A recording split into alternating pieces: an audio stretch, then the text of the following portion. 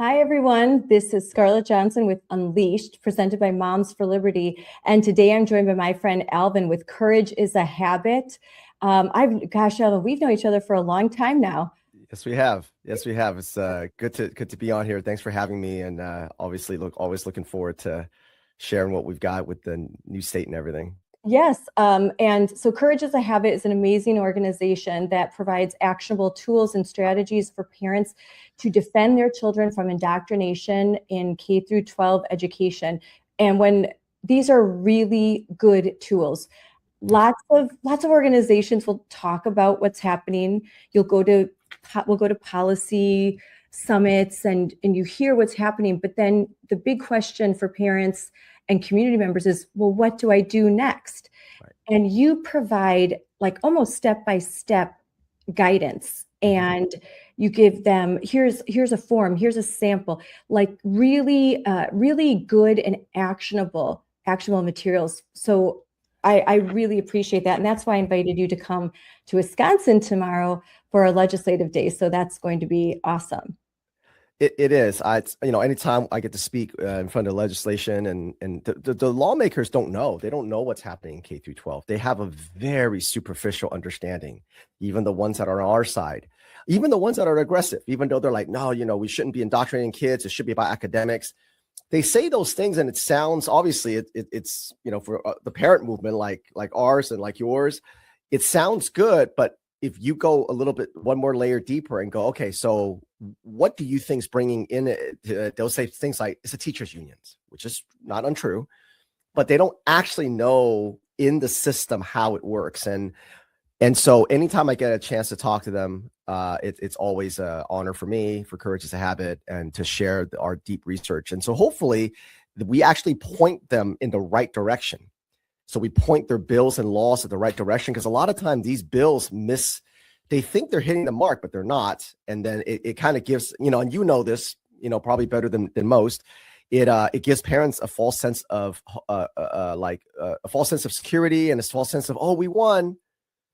And I'm sure Moms for Liberty saw a lot of that after Trump won. You probably saw this got people start to kind of pull back and say, yay, woke is dead. And things like that doesn't help our mission at all. Nope, it doesn't. And these lawmakers, listen, they have to be jack of all trades, master of none. They're dealing with all sorts of legislation, from the budget to the environment to schools to regulation. So there's so much coming at them that there's only so much time they can devote. And that's where they rely on us. They rely on us to alert them to this is happening. And they actually really appreciate when we send them information, and when we provide organizations like yours, that you can provide them a lot of information and explainers, and then kind of take all of that information that they can give to their assistants and the people who work in their office, and then distill it down into here's a one pager. And you do that. So here's all the information. Here's a 1 or 2 pager that kind of helps the legislator to get those points across. Yeah. The legislators, exactly what you said, they're dealing with so much, and they get so much information. Some of it is outright wrong. Obviously, some of it is correct.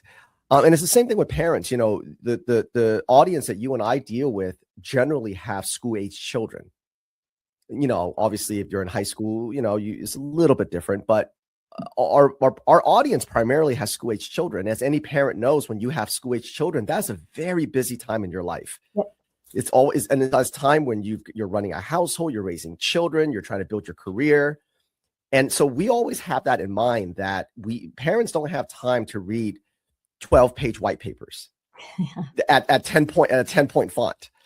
There's no way, because we always remember that it's not just about schools. It's about, I got to return my voicemail from my mother. I'm on hold with a plumber. I got to get a refund from this company that overcharged me. There's so many things in that time in your life that if we don't, and not only that, you've got schools lying to parents, gaslighting them. It's not happening. We don't do it like that. And so if we don't cut through all that noise and cut through their life and go, look, this is going to be real fast, but it's going to help so much. And not only should you do it, but give it to 5 other parents. We don't tell them, we don't put it on parents to say, if we only had 500 parents do it. That's too big of a number for an average person. Can you do 5? Can you do 3? And is that forward motion that we're looking for. And that's what our enemies do so great. Yes. Square. Who cares? Black square. People put up black squares, didn't even know what that meant because it was a low bar of entry. Who can't write hashtag trans rights or human rights? It's about creating forward motion, but our side is terrible at that. Yes. We always think these big things like we have to take down Soros. What are you talking about? You know, Obama did this. What are you going to do with that? And so you have to understand that the people that we're talking to, that's the reality of life. And if we don't get them into forward motion, you're going to get 50,000 views on Facebook and 500 comments, and you get 2 people show up on school boards. Yep. That's not going to get it done. Yes. And one of the things that we always say at Courage is a Habit internally, you can't just create outrage without outlets. That's a good point. If you only create outrage with no outlet, you actually end up creating hopelessness, which is exactly what we don't want parents to feel, because this is not fake outrage. This is actually happening to your children in all 50 states. And certainly in Wisconsin, I'm looking forward to, speaking to all of you guys and showing you that, hey, it is deeply embedded into your, Department of Education. And so when we create this outrage, it's good, but you need to give them an outlet. That's good. That's a really good point. Outrage without outlets leads to hopelessness. And, then you're just like, what can I do? And so looking at it as small wins, like an army, one hill at a time, you win one small battle and then you keep going. And sometimes there's a retreat. Sometimes I'm watching this documentary on the Revolutionary War, which is fascinating because I think everyone should watch it. It's the PBS documentary. It's really good. But I didn't even realize, and I was political science history major, all of the different the stressors that George Washington, the Continental Army was under. They'd win, then they get pushed back. But just kind of keeping that momentum going and finding, okay, what's the next strategy? How are we going to overcome this? And just staying in this and staying in the fight. So we were talking ahead of time because something that's dominating our social media is a small rural town in Wisconsin, New Richmond, Wisconsin. It borders Minnesota. A lot of refugees from Minnesota have moved there. And so it's a conservative area. Trump won this county and they showed up last year in a big way. Moms for Liberty's had tremendous growth in this area. Right. And they stopped the implementation of the Biden Title IX rewrite, which was, if people don't remember, 1,500 pages of just woke garbage. Yeah. And they stopped it. They came out, standing room only, several school board meetings, special meetings. And so the parents felt victorious. They felt like they won. There was no policy, no gender nonconforming policy. There isn't a non-discrimination policy that I can find that uses gender identity, gender nonconforming, how we deal with so-called transgender kids in bathrooms. But I was just made aware, as were many parents last week, that there is a biological male who, since November at least, using the girls' bathroom. And the girls at first did not tell their parents. And finally, this open secret came out. And now parents are outraged because they feel lied to and they just can't believe it's happening to them. And so what are your thoughts about this situation? And now you said it was like a rural area, right? Yeah, like a rural farm. A lot of the family members there, they have working farms. I mean, there's one professor of biology, but also has this hundreds of acres, cows, chickens. It is a more rural area, but they're close to they're very close to Hudson, some big cities that are right next to the Minneapolis border. Oftentimes those districts get shocked, and we see it in all states. So it's certainly not unique to Wisconsin. Even to this day, we hear it won't happen here. And every time I hear that, my first thought is, then it for sure will happen to you, because you can't fight a fight you don't know it's coming.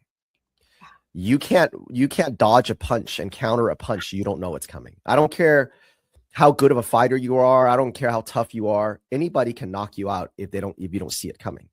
And that's what these cities go, no, we're red county, or we're very pro-America, or we teach our kids well. If you don't understand how the K through 12 works, then you're going to get that knockout punch. And that's what happened to this county here. Now, I haven't looked into it because I only saw the post, like, I think yesterday, like afternoon or last night, from Moms for Liberty.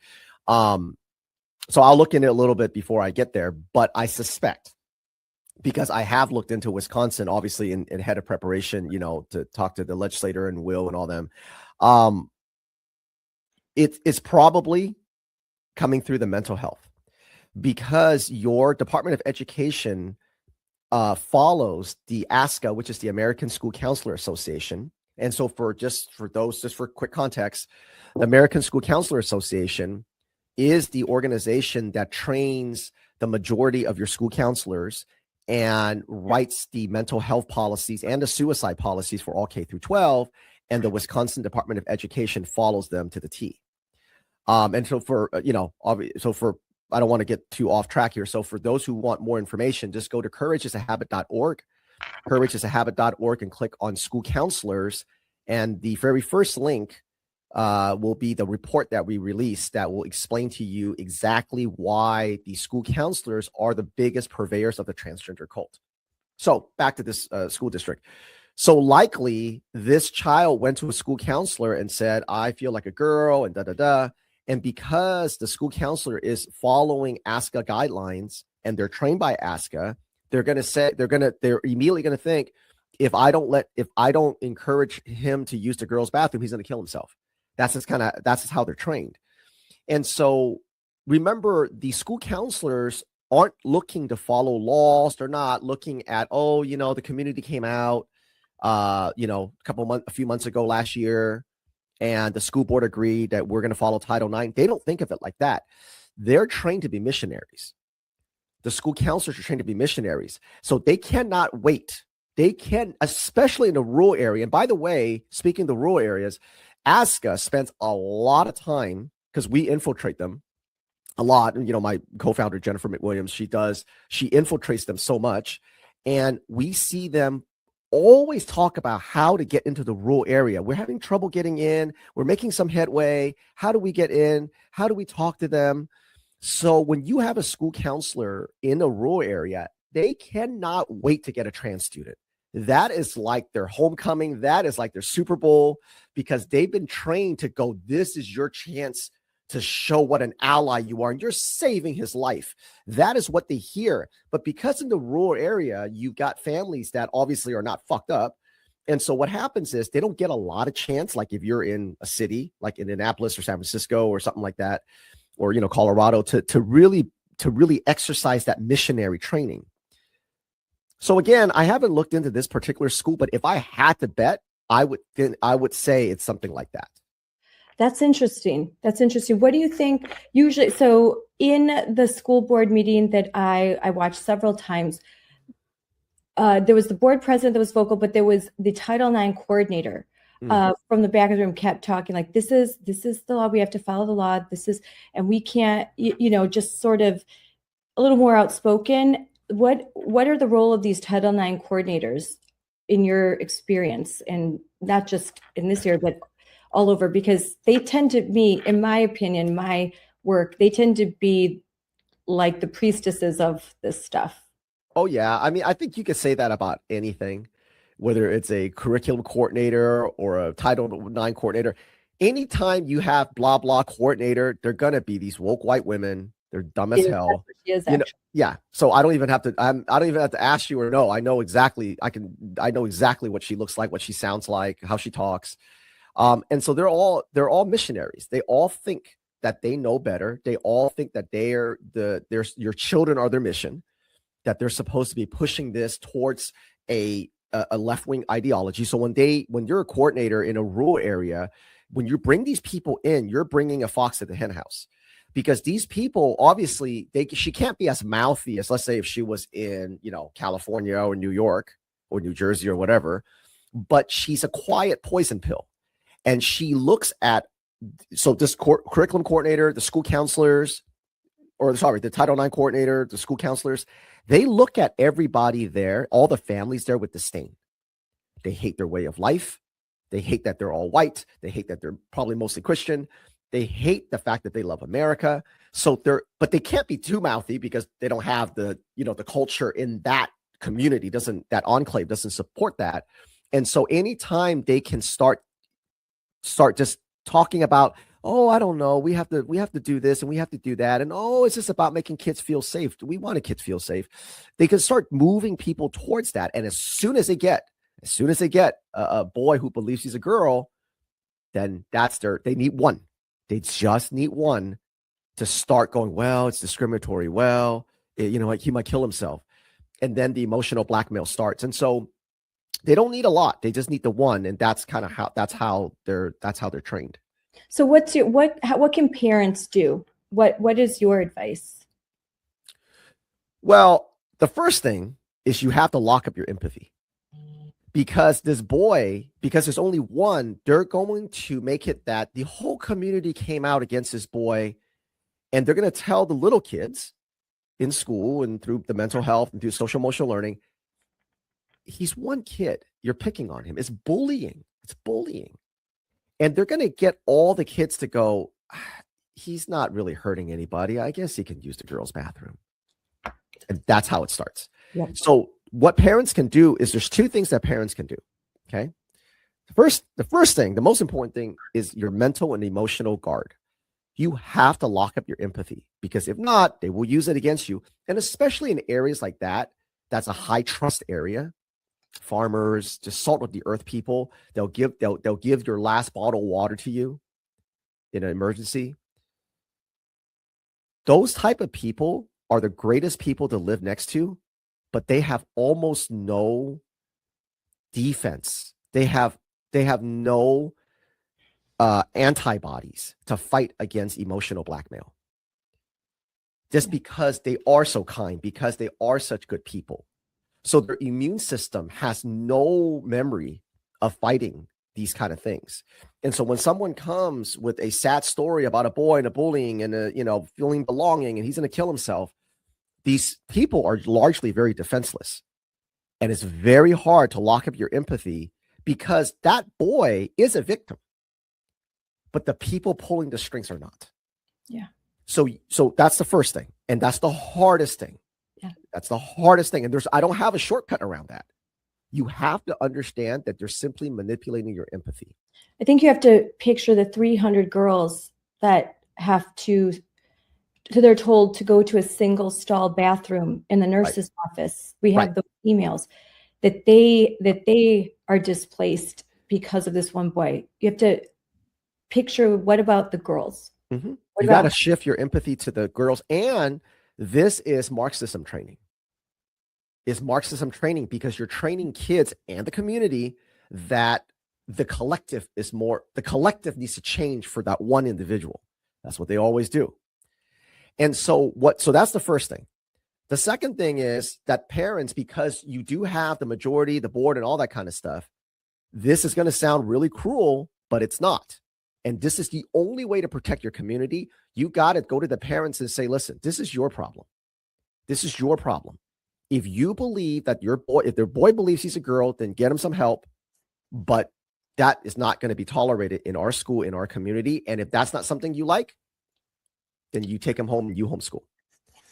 Because if you can't do that, if you let one, I promise you, in a year when you and I talk, that community is going to look different. They're going to have 5, and they're going to have them in sports, and they're going to have them in locker rooms. It's going to happen in elementary school.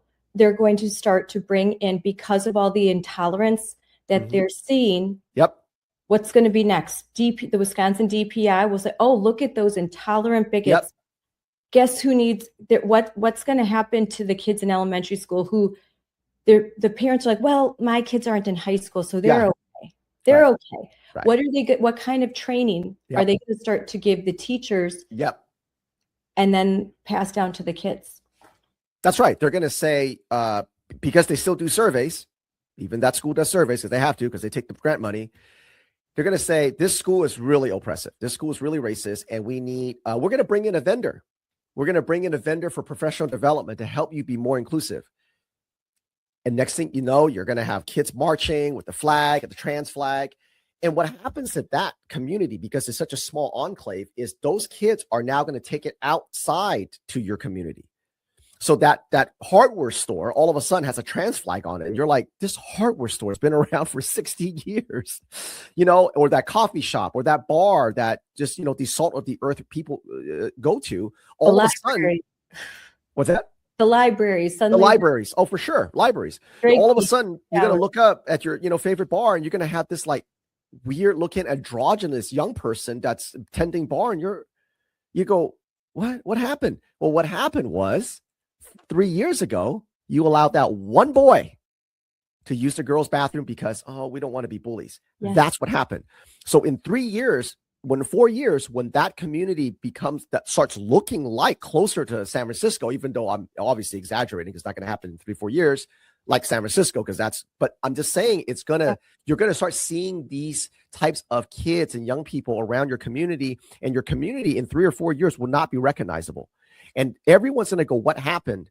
And I'm going to say in 2026, you allowed that one boy, and that one boy allowed all this stuff to come in and indoctrinated all your children. Yep. And then they graduated and brought it into your community.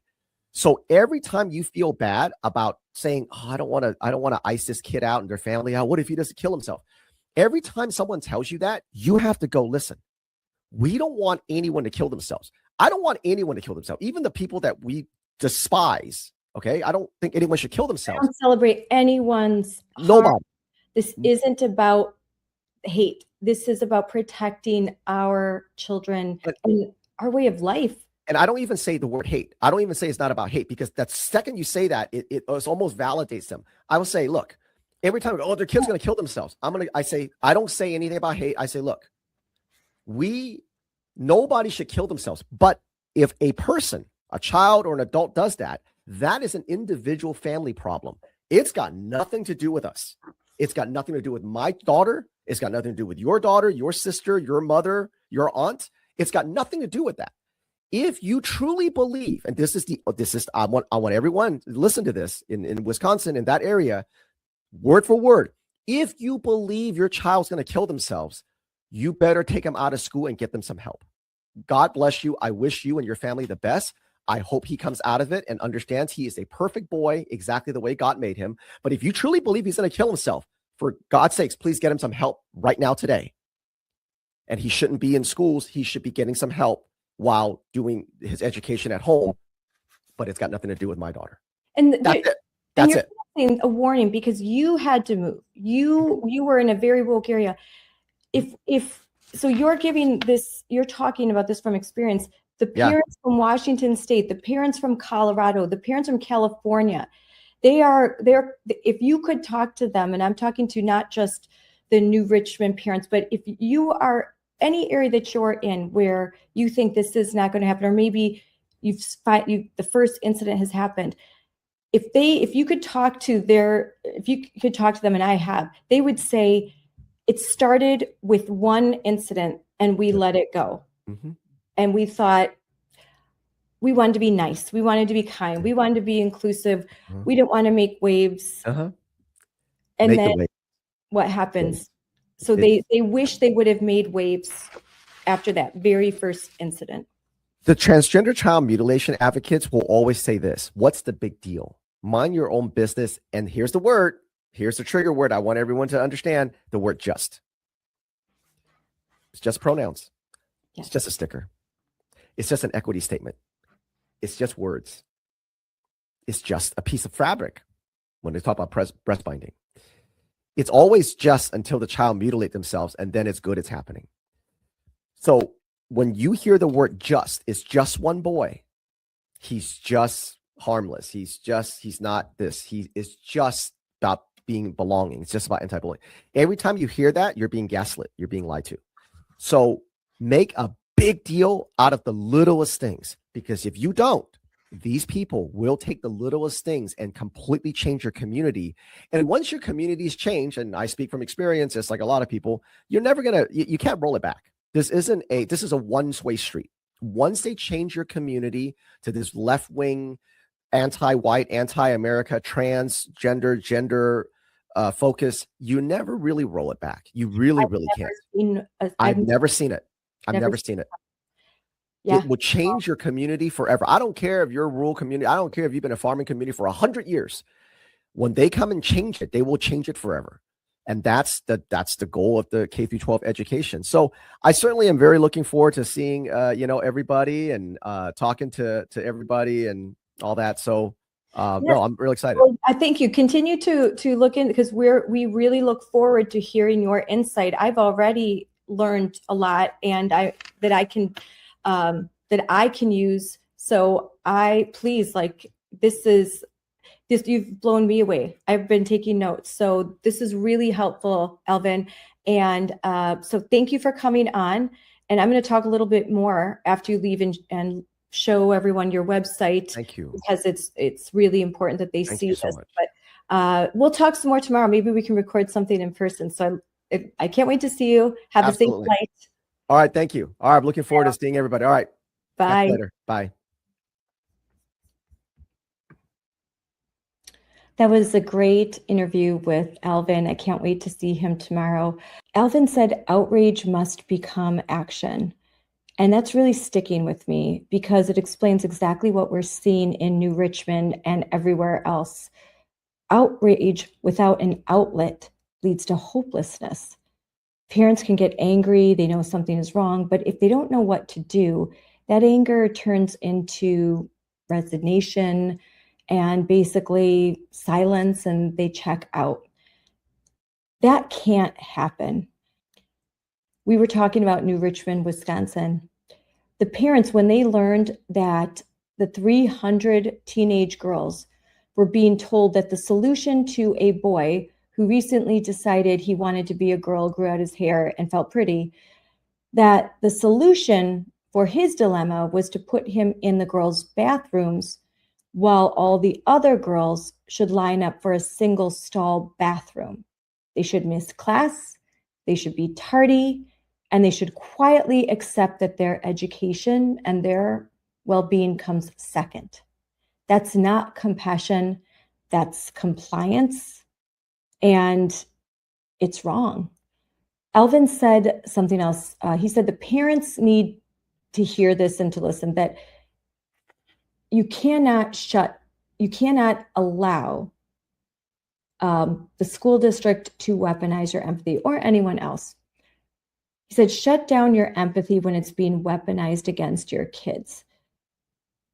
Empathy is being used as a bludgeon, he said, to silence girls, to shame parents, and to keep families from resisting. That doesn't mean that you can't be compassionate. You can still be compassionate and say no. You can be compassionate you don't have to be a bully. You have to have boundaries. Boundaries aren't cruelty. They're kindness. Boundaries are good. Boundaries with kids are good. Boundaries with adults are better.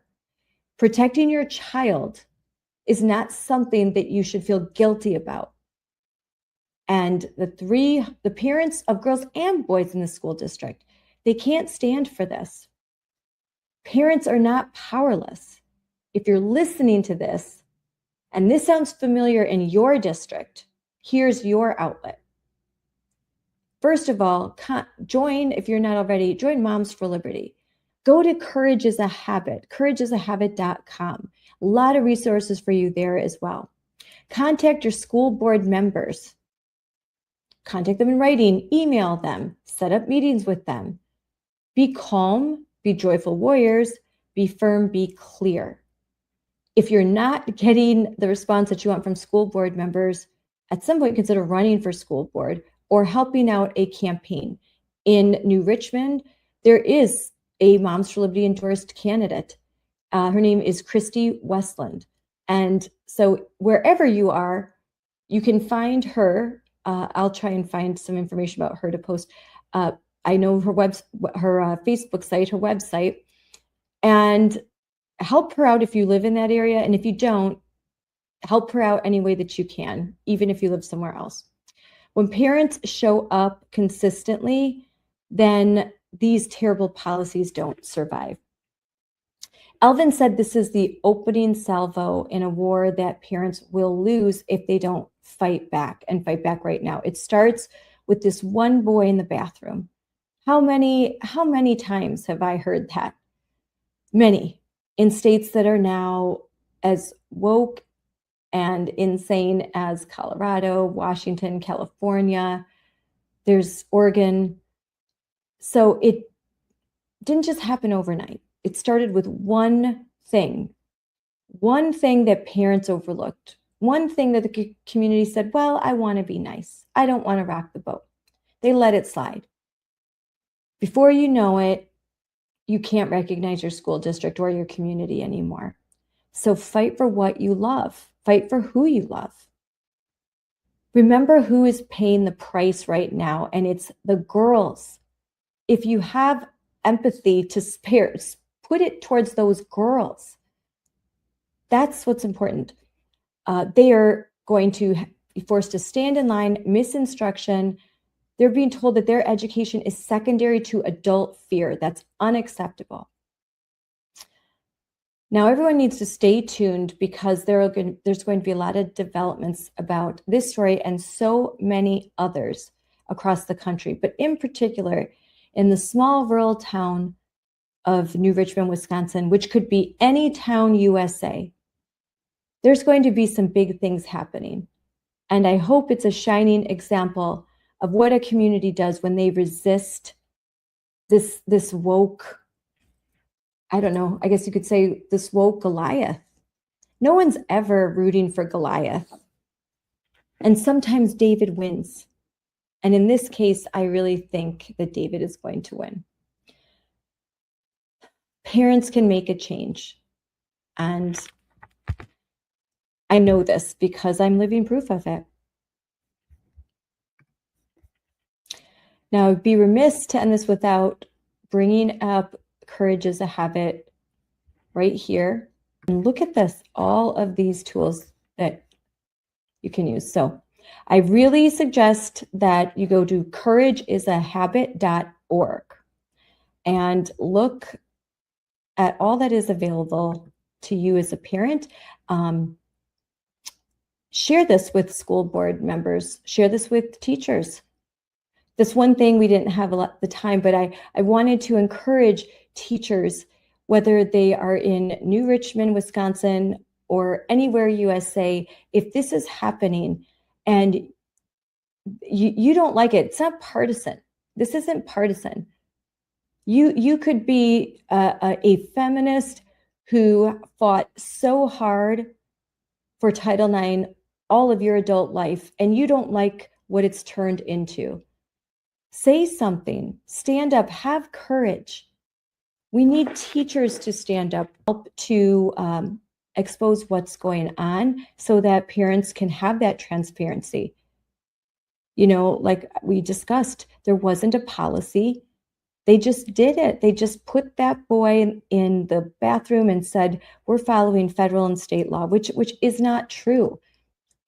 They say they don't have a choice. That's not true. They absolutely have a choice. Now, there's some case law in Wisconsin that isn't the greatest, but it certainly doesn't prohibit the school from mandating that bathrooms, locker rooms, and changing areas are sex separated, and that is a zero tolerance, that there will not be a biological boy in a boy's bathroom or a biological girl in a girl's bathroom or locker room or changing area. They absolutely have the authority to do this, and the federal government under the Trump administration has issued several executive orders to that fact, and there are 10-day notices going out all the time from the Department of Justice and the Department of Education. So they're risking the loss of federal funds. Oftentimes they claim they don't care. Well, does the community care? I bet they care. So thank you very much for tuning in. And courage is contagious, and courage is a habit. It's a habit, it's a muscle. You need to flex it, and you need to find it, and you need to pass it on to your kids, especially our girls. There is a woke mind virus that has spread through many of our academic institutions, and unfortunately, young American women have just been hardest hit, and they've had their empathy weaponized. So we as parents, we need to fight for them. We need to strengthen their resolve. We need to do our part in developing their resiliency, and we need to fight, fight, fight. Have a good night, everyone. Dear Nike. Dear Nike. Dear Nike. Why won't you stand up for me? Why won't you stand up for me? Why won't you? Why do you claim to support women and girls? Yet when we need you most, you remain silent. Today, males are claiming our identity. Our sports, Our spaces. men and boys are stealing opportunities, medals, trophies, and our future. And it's not fair or just. In fact, it's often dangerous. Yet you refuse to use your platform to stand up. You say you're for social justice and progress. So why do you allow men's rights to come before ours? See, with a big platform Comes an even bigger responsibility. you have a chance to do the right thing, not just do the easy thing. So we're asking you, Nike. So we're asking you, Nike, So we're asking you, Nike. as the biggest voice in all of sports, Will you stand up for me? Will you stand up for me? will you stand up for me? Will you stand up for me? Will you? Will you? Will you just do it?